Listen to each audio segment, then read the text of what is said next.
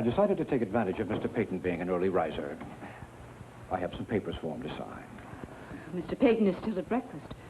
Oh, am I to wait in there while you announce me? I'm sure Mr. Peyton would be happy to see you. I'm sure.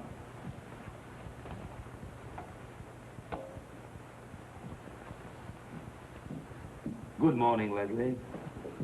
What's this about papers? I need your signature for the purchase order on the new diamonds. There's an attached estimate for installation costs. And I had no idea it was this urgent. I wanted to get on with it, and since I can't even order a new light bulb without your written... Those were the conditions under which I rehired you. And I agree to them. You have the authority. All I have to do is struggle to keep the mill out of the red. Rather successfully these last few months. Well, it's made you bold, Leslie. You used to avoid seeing me. But if you thought this was too important to go by mail, then I commend your diligence. I had a more personal reason for coming. I wanted to offer my condolences. Condolences? To Mrs. Cord on your recent tragic loss.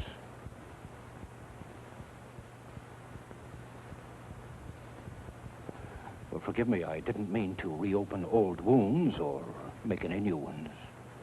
But since it's rather an open secret now that you were Anne Colby's mother, or should I say, Anne Cord's mother, my deepest sympathies, Mrs. Cord. You're very kind, Mr. Harrington. May I join you? I realize my words are a small comfort, but I know what you must be feeling, even though you hide it remarkably well. After 20-odd years, Leslie, you still have the capacity to awe me by your presumption. You know what it's like to lose a child. You'll never really get over it. This is... Hardly the same. Even if circumstances forced Anne and her mother to be strangers, it's still her own flesh and blood. Isn't it, Mrs. Cord? Your coffee. Why, I don't see how you do it. But then I've always admired your self-control. Almost as much as your excellent coffee. You managed to find Anne, I hope. You were looking for her when we ran into each other on the wharf. Right near her boarding house.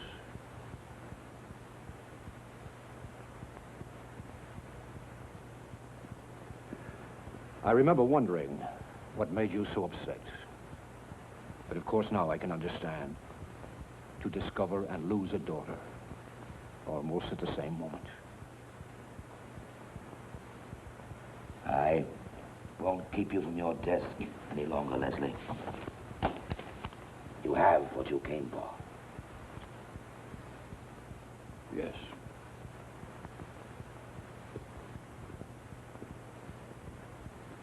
Did you ever see her again? No. That's a shame. I'd hoped you had, for whatever comfort it might have given you. The room doesn't look quite the same, Martin, without Catherine's portrait. You really should try to have it copied, for the boy's sake. After all, she was their mother. You know, it's strange when I think of all the years I lived here, looking at the painter's initials, and not realizing what they stood for. BC. It seems so obvious now. Brian Cord.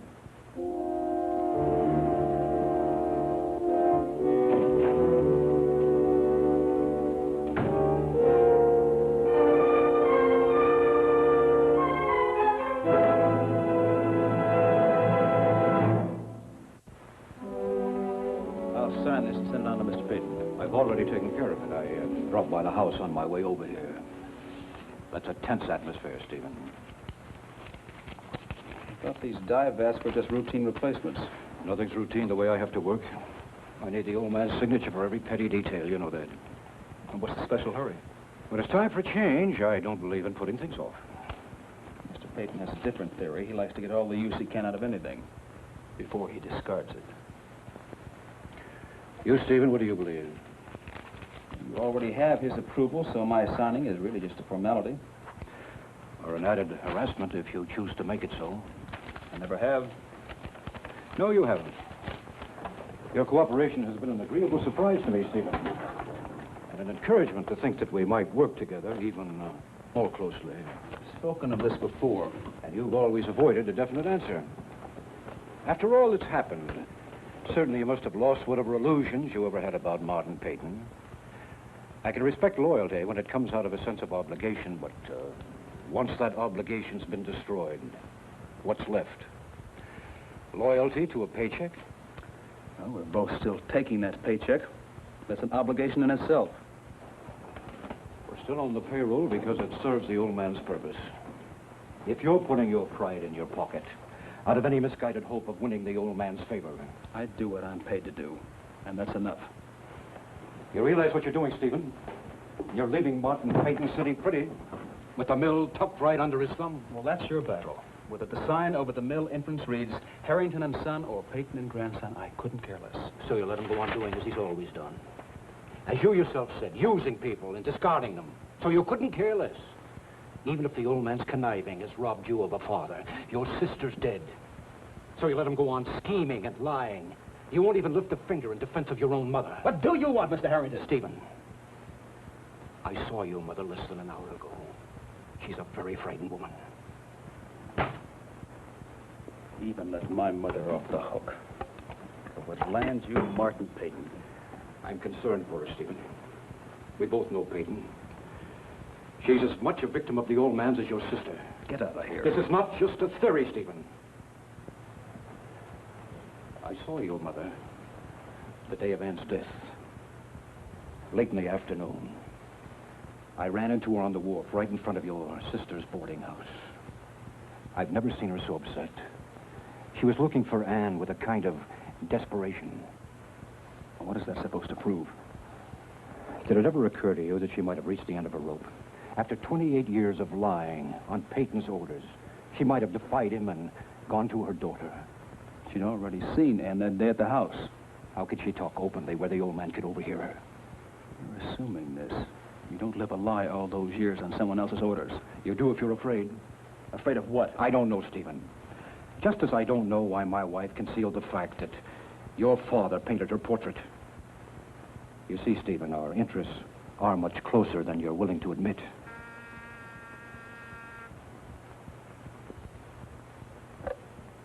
Mr. Cord, there's a Mr. Lee Weber on the phone. He's calling from the police station. I'll tell him I'm busy. I'll have to get back to him. Well, I won't keep you any longer, Stephen. Think about what I said.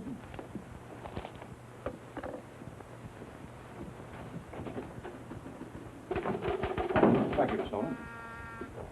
Yes, Mr. Cord. Miss Nolan called the police station back. Asked him to tell Lee Weber I'll be by to see him at around 2 this afternoon. Yes, Mr. Cord.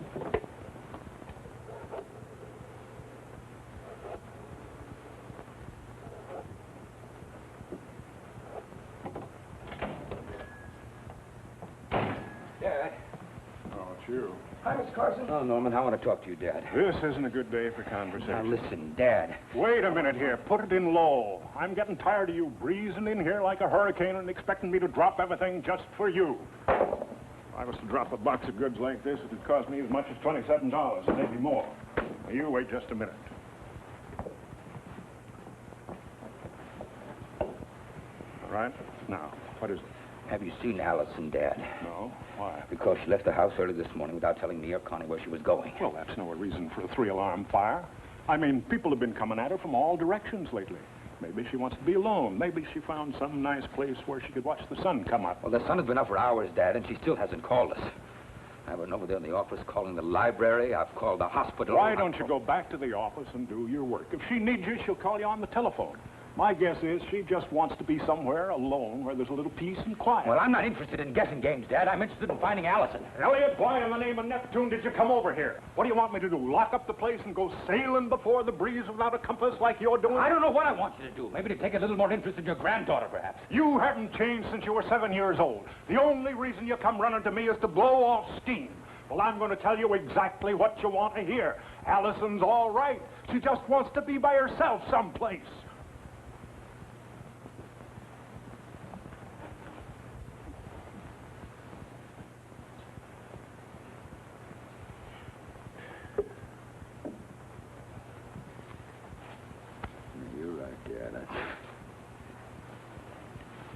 That's exactly what I wanted to hear you say. I don't know, it just doesn't sound very convincing, that's all. What made you think that something was wrong? Because she was so down last night. I don't know what about exactly. Then Rodney came over to see her last night, and after he left, she kept right on crying. Connie said she heard her still at it in the middle of the night. I wouldn't be so excited about it, Dad, except that I can't forget that the last time she got upset, wandered off by herself, she got hit by a car. Almost died. Mr. Carson? Did you try by the old seawall? No, I didn't, Norman. Why? Is that where she was going? Well, I mean, I haven't seen her, but that was a favorite spot when she wanted to think. Of course, she was always finding a new place, like when we were real little kids, it was underneath the bandstand. Later on, it was a cave and the old square rigger at the end of the dock. Oh, I see. Well, thanks, Norman. I think I'll try that old seawall.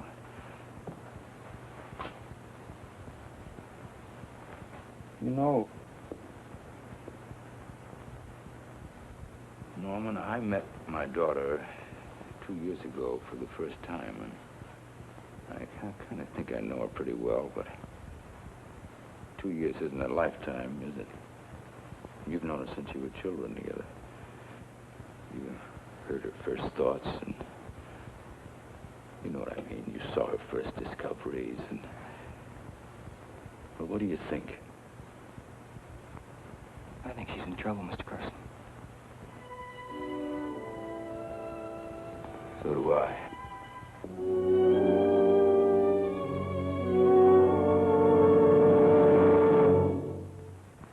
Preview from the continuing story of Peyton Place. What is the matter with me? Am I losing my mind? I feel very strange, you know. It's one thing to say you love her, and it's another thing to prove it. I think you know what you should have to do. I know what I have to do. Suppose I tell you that I'm buying what you say. Suppose I say I trust you in this. What makes you think you can trust me?